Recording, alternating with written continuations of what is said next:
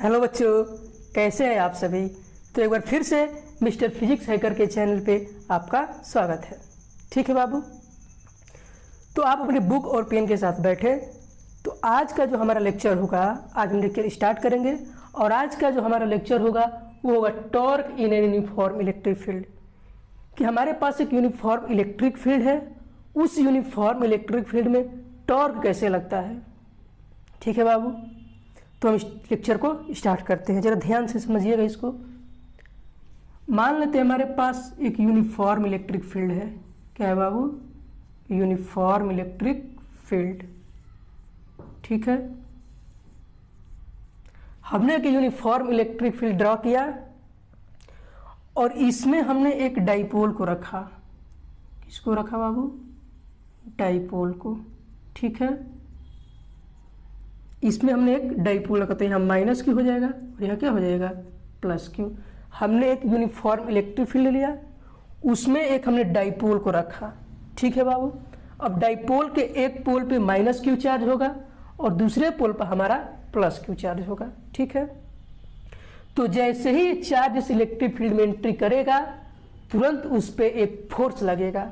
हमने पिछले लेक्चर में बताया था कि जब कोई भी चार्ज इलेक्ट्रिक फील्ड में एंटर करता है तो वो फोर्स एक्सपीरियंस करता है।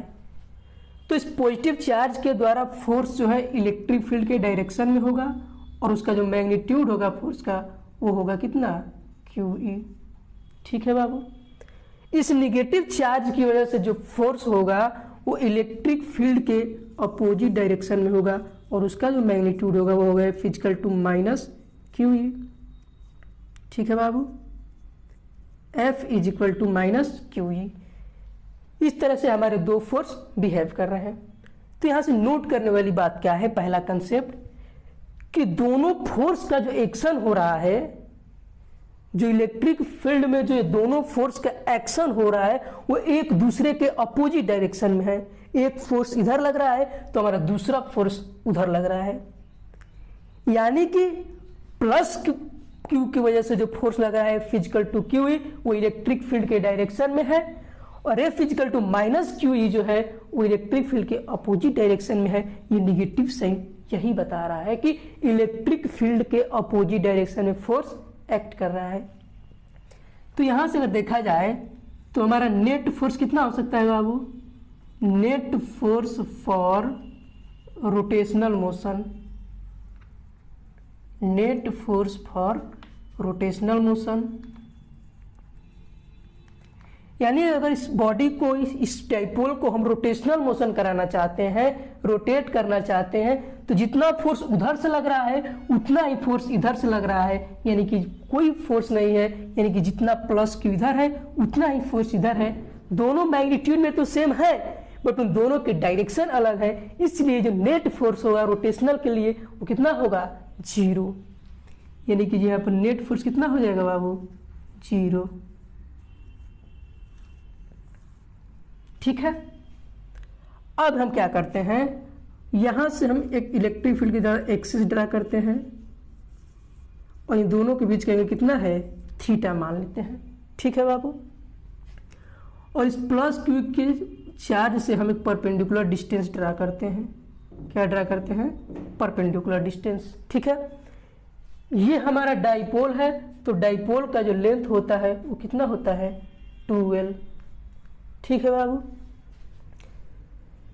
तो जब यहाँ नेट फोर्स रोटेशनल के लिए 0 होता है तो यहाँ पे एक्ट करता है क्या बाबू? टॉर्क। क्या एक्ट करता है?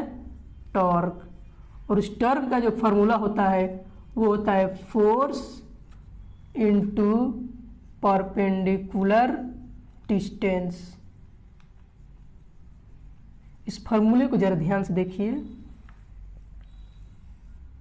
यहाँ रोटेशनल में जो नेट फोर्स की वैल्यू है वो 0 है, तो जब नेट फोर्स 0 है तो यहाँ कपलिंग फोर्स एक्ट करेगा और उस कपल की वजह से यहाँ टॉर्क एक्ट करेगा और उस टॉर्क की जो वैल्यू होगी वो होगा फोर्स इनटू परपेंडिकुलर डिस्टेंस।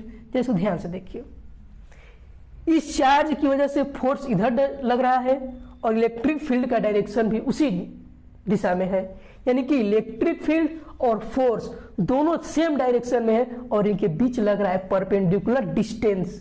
ये हमारा परपेंडिकुलर डिस्टेंस है और ये रहा इलेक्ट्रिक फील्ड और ये रहा हमारा फोर्स, यानी ये फोर्स और इलेक्ट्रिक फील्ड और इस बीच का क्या रहा परपेंडिकुलर डिस्टेंस।